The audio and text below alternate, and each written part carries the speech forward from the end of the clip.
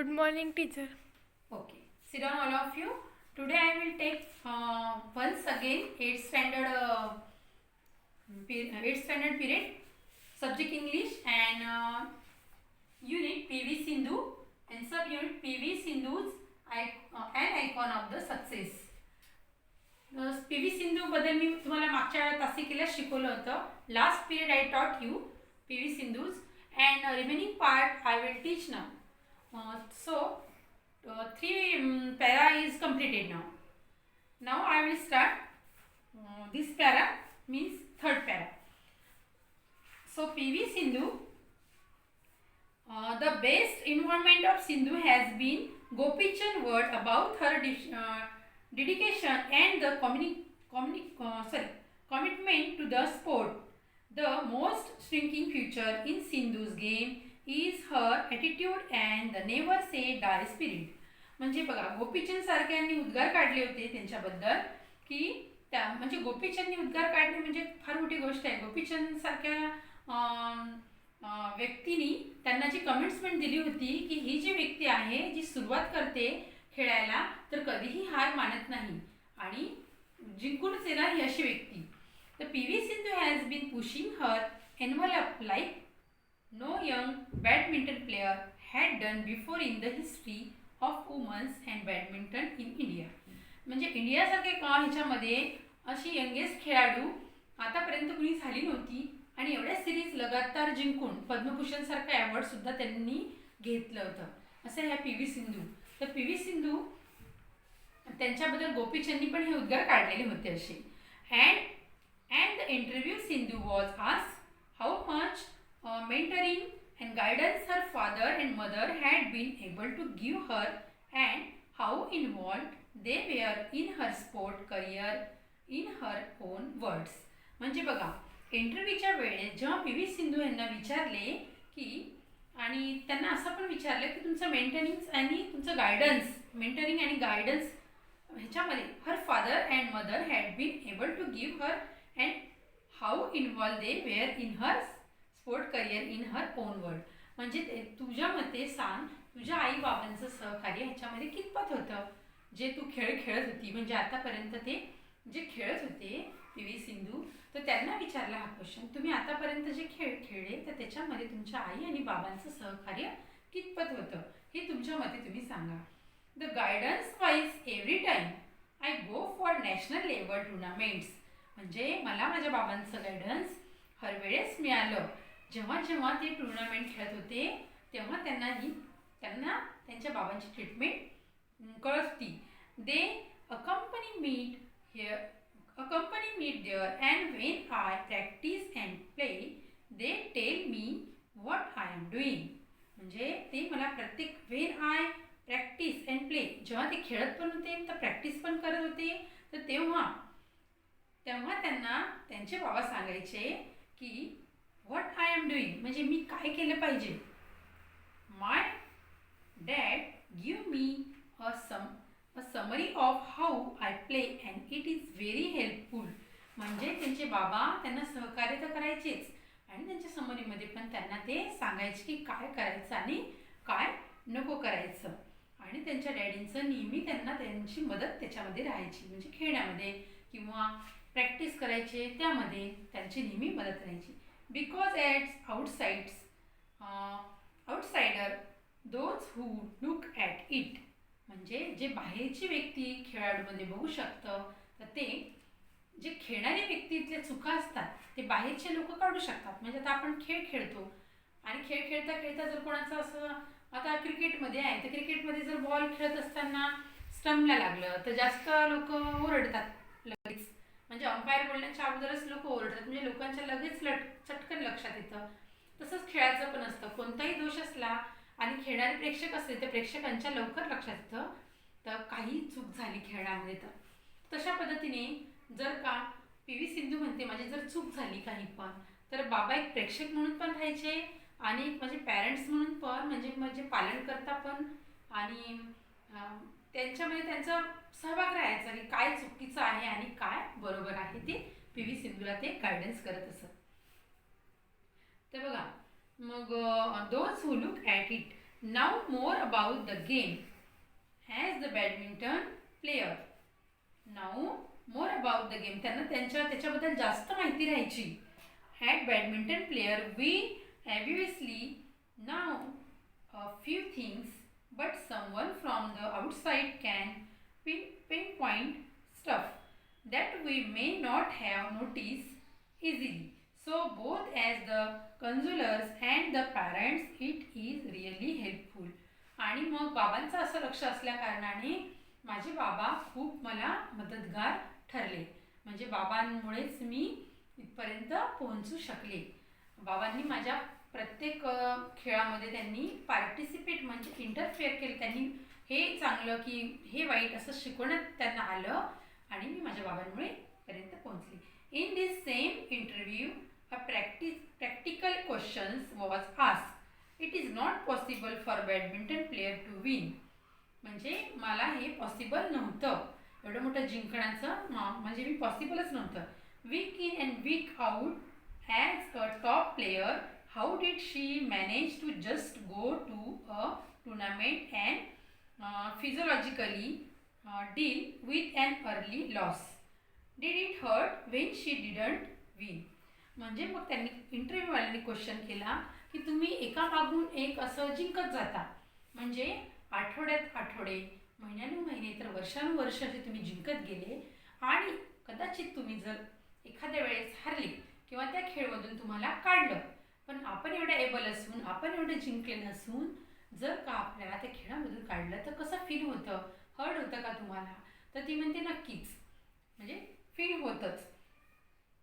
To this she reply, मला तिने काय रिप्लाय दिला? If you don't play well and loss in the first round, second round you feel bad, specially if you are one of the top players. म्हणजे बघा, तुम्ही जर able असताना आणि ते थोडीशी काही चुकी झाली आणि आपण त्याच्यामधून निघालो, म्हणजे खेळता खेळता काही मिस्टेक झाली किंवा आपण काही पॉईंटने हरलो, तर आपल्याला खरोखरच वाईट वाटतं. कारण का की आपल्याला माहिती असतं की आपण गुड प्लेयर आहे आणि एवढ्यामुळे एवढ्यामुळे आपला खेळ गेला आणि आपल्याला पुन्हा प्रॅक्टिस करावं लागत आहे. म्हणजे परत आपले हे वर्ष जाऊन दुसऱ्या वर्षी आपल्याला परत करावं लागतं. म्हणून आपण त्याच्याबद्दल आपल्याला खरोखर थोडंसं हर्ट होतं, म्हणजे थोडंसं वाईट वाटतंच. But you need to come out of it and practise harder and identify and learn from your mistake.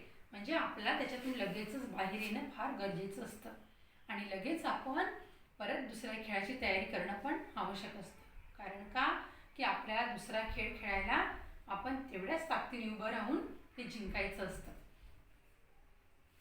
Practice harder and identify learn from your mistake. आणि आपली जी मिस्टेक आहे तर त्याची प्रॅक्टिस करायची असते आपल्याला आणि त्याच्यावर मात करायची असते. I think to come out of it takes time. पण आपल्याला थोडासा वेळ लागतो त्याच्यामधून बाहेर पडायला आणि बाहेर निघायला. But ups and downs are always there and you need to cope with it. आणि चढ आणि उतार तर आयुष्यात हे येतच राहतात, पण ह्याच्यातून आपल्याला सारावं लागतं आणि ह्याच्यातूनच आपल्याला जंप घ्यावं लागतं. Hands off to you Sindhu and wish you even greater success. अशा सिंधूला मी काय करतो, अगदी हँड्सअप करतो आणि सलाम ठोकतो अशा खेळाडूला, असं म्हणणं आहे लेखकाचं. तर बघा तुम्ही, so hands up off you Sindhu, म्हणजे त्यांनी आता त्यांना सलाम केलेला आहे. In this way to you Sindhu and wish you even greater success. आणि पुन्हा तुमच्या आयुष्यासाठी म्हणजे हँड्सअप सिंधूला सलाम ठोकतो आणि पुढच्या आयुष्याची सुरुवात अगदी तुमची सक्सेस म्हणजे उत्तीर्ण त्याच्यात झालेच पाहिजे, तुम्हाला यश आलं पाहिजे असं मी म्हणतो. तर बघा, आता आपण थोडंसं हार्डवर्डकडे वळूया. त्याच्यात पुष्कळसे हार्डवर्ड आले आहेत. पुशिंग द एन्व्हलप, म्हणजेच की extend research and beyond what is the possible. And mentoring म्हणजे टर्निंग ॲडवायसिंग, म्हणजे कसं टर्निंग केलं बाबांनी, कसं ॲडवाईस दिलं असं सांगितलेलं आहे. तर बघा, what different to her parent make when they attend her tournaments. म्हणजे टुर्नामेंट्ससाठी काय डिफिकल्ट होतं मम्मी आणि पप्पासाठी ते दिलेलं आहे. Week in and week out, every week without exception. Physiological means affecting mind and emotions. Come out of म्हणजे success in dealing with the problem and defect it. म्हणजे success, come out of the success म्हणजे आपण त्याच्यातून येणं फार गरजेचं असतं जेव्हा आपण हारलो तेव्हा. आणि हँड्स अप म्हणजे appears use to show admiration pairs of congratulated him and her. तर मग सर्वात पहिले आपण घेऊया कम आउट ऑफ. तर कम आउट ऑफ मध्ये कम out of means hard word. बघा आता तुम्ही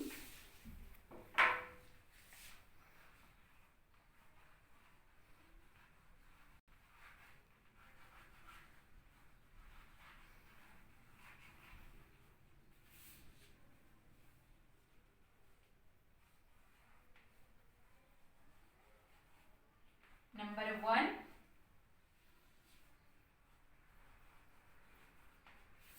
come out of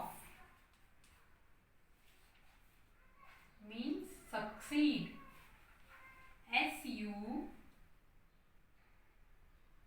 double C double ED succeed in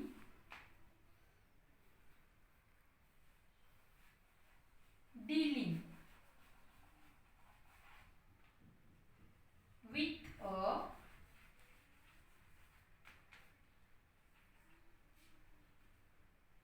problem.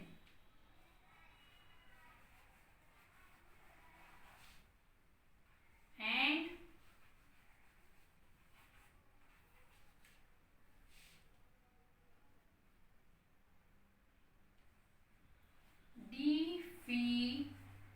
defeat it. समझना. come out of, succeed in, dealing without problem and defeat it. दिला तुम्ही. Next ना,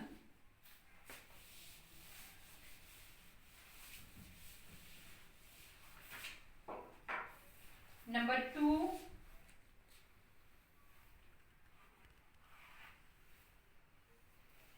pushing the envelope.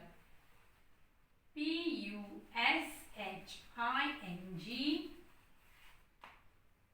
pushing the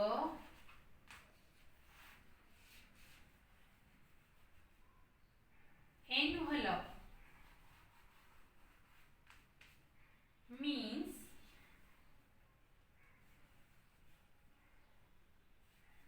extend. EXTEND extend or REACH reach beyond.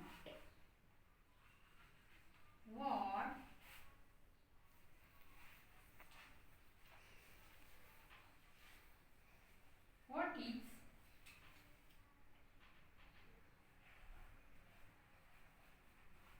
possible.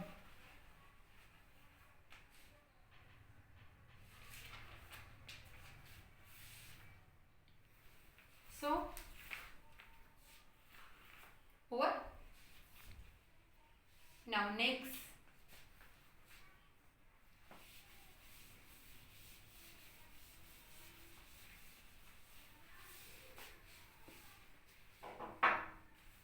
number 3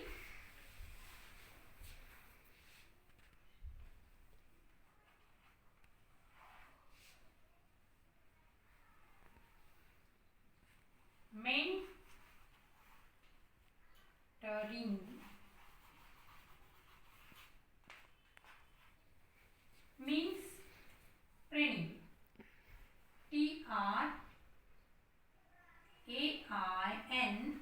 TRAINING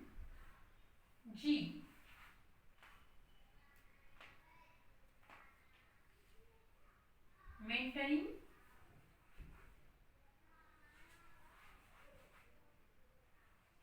advising.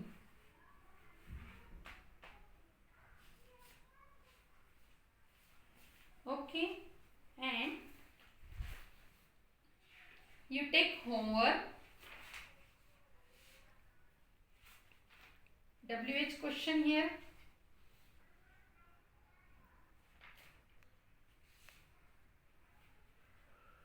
Make the sentence in your own.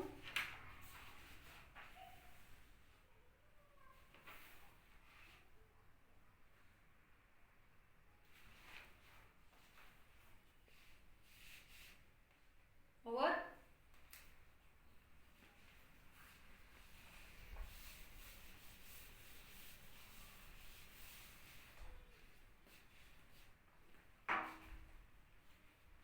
And last,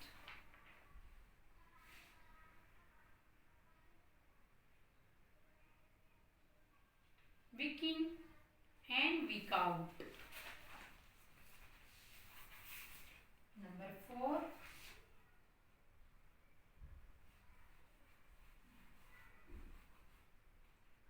Week in and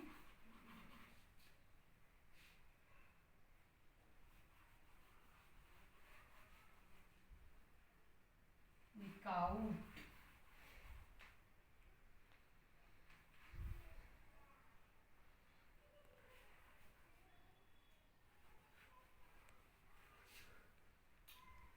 Every week without WITHOUT, without